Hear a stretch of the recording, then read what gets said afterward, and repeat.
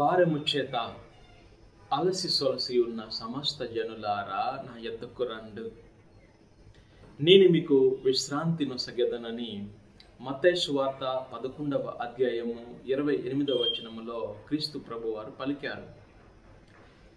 ప్రతి ఒక్క విశ్వాసికి యొక్క వాగ్దానము తెలుసు. చిన్నప్పటి నుండి ఎన్నోసార్లు ఈ యొక్క వాగ్దానాన్ని మనము విని ఉన్నాం. ప్రతిసారి దేవుని మందిరానికి వెళ్ళినప్పుడు ఈ యొక్క వాక్యాన్ని వింటూనే ఉన్నాం. ఈ వాక్యాన్ని పదే పదే మనము వింటున్నప్పటికీ మన జీవితంలో ఎందుకు ఇంకా విశ్రాంతి లేదు, ఇంకా మనము ఎందుకు మన యొక్క భారములను మోస్తున్నామని ఈరోజు ధ్యానించుకోవాలి. ప్రభు మాత్రమే మనకు విశ్రాంతిని ఇవ్వగలిగినటువంటి వాడు. ఈరోజు జీవితాలు ఎలా ఉన్నాయంటే, ఉదయం లేచినప్పటి నుండి రాత్రి సమయం వరకు కష్టపడుతూనే ఉన్నారు. పొట్ట కూటి కోసము, కుటుంబాన్ని బ్రతికించటం కోసము, వారి యొక్క జీవితమును ముందుకు తీసుకుని వెళ్ళటం కోసమై ఉదయము నిద్ర లేచినప్పటి నుండి రాత్రి నిద్రించేంత వరకు కూడా కష్టపడుతూనే ఉన్నారు, భారాన్ని మోస్తూనే ఉన్నారు. విశ్రాంతి ఒకటి ఉన్నదనే విషయం కూడా చాలా మందికి తెలియదండి. ఈరోజు ప్రభు మాట్లాడుతున్నాడు, నీ పనులన్నిటినీ పక్కన పెట్టి కొద్దిసేపు నా చెంతకు రా, నీ పనుల భారమునంతా పక్కన పెట్టి నా సన్నిధికి రా, నా సన్నిధిలో కూర్చో, నీకు జరుగుతున్న ప్రతి ఒక్క విషయాన్ని నాకు తెలియచేయి, నాతో మాట్లాడు.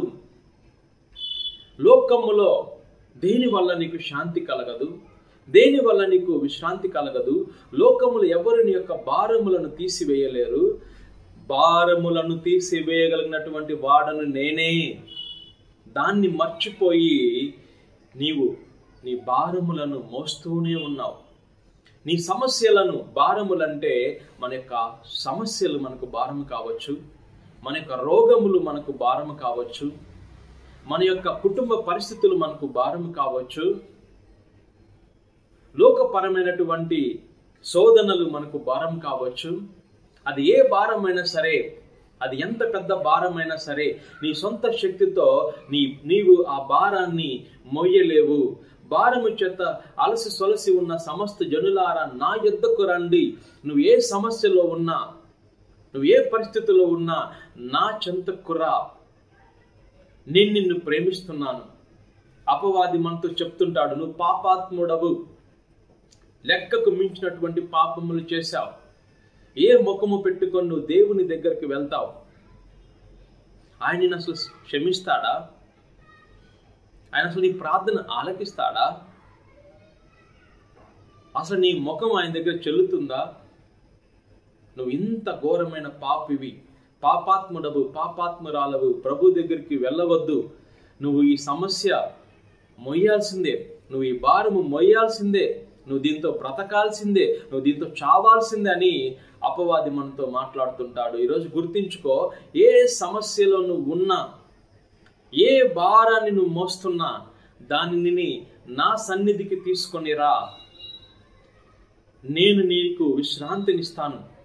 నీ కాడిని నా మీద మోపు, నీ సమస్యలను నా మీద మోపు, నన్ను చూసి నువ్వు నేర్చుకో అని ప్రభు ఈరోజు వాక్కు ద్వారా మనతో మాట్లాడుతున్నాడండి. ప్రతిరోజు ఎన్ని పనులున్నా ఆయన సన్నిధిలో కూర్చునే అలవాటు నేర్చుకోవాలి. మన సమస్యలన్నిటిని ఆయనకి తెలియచేసే అలవాటు నేర్చుకోవాలి.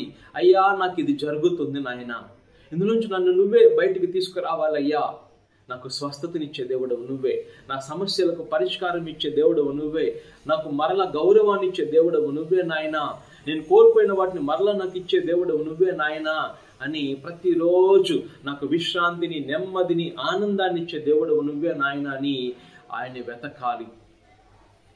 ఇదే జీవితం యొక్క గమ్యం. మనం సృష్టించబడ్డామంటే దాని వెనకాల ఒక అర్థం ఉంది. ఆ అర్థం ఏంటంటే మన ఆత్మ దేవుని ఆత్మతో సఖ్యపడాలి. లోకములో అన్ని పనులు చేయటం కోసం మనం సృష్టించబడలేదు. అవి అన్ని సెకండరీ. ఫస్ట్ ప్రయారిటీ ఏంటంటే మన ఆత్మ దేవుని ఆత్మతో అనుసంధానం అవ్వాలి. మన ఆత్మతో దేవుణ్ణి మనము ప్రేమించాలి. ఆయన యొక్క ప్రేమను పొందుకోవాలి. ఆయన ప్రేమను పొందుకున్నప్పుడు, ఆయన శాంతిని పొందుకున్నప్పుడు, ఆయన నెమ్మదిని మనం పొందుకున్నప్పుడు మన భారములు ఇక భారముగా ఉండవు. మన శ్రమలు ఇక శ్రమలుగా కనిపించవు. మన కష్టాలు ఇక కష్టములుగా కనిపించవు. ఎందుకంటే నీకు కావలసిన ప్రతి ఒక్కటి, నీ ఆత్మకు కావలసిన ప్రతి ఒక్కటి నీ సృష్టికర్త దేవుడి నుండి నువ్వు పొందుకుంటున్నావు. కాబట్టి ఆయన సన్నిధి వెతకండి. ఆయన సన్నిధిలో కూర్చోవాలి. నీ భారమంతా ప్రభువు మీద మోపి విశ్రాంతిని పొందుకొని సంతోషమైన జీవితం జీవించాలని ప్రభువు కోరుకుంటున్నాడు.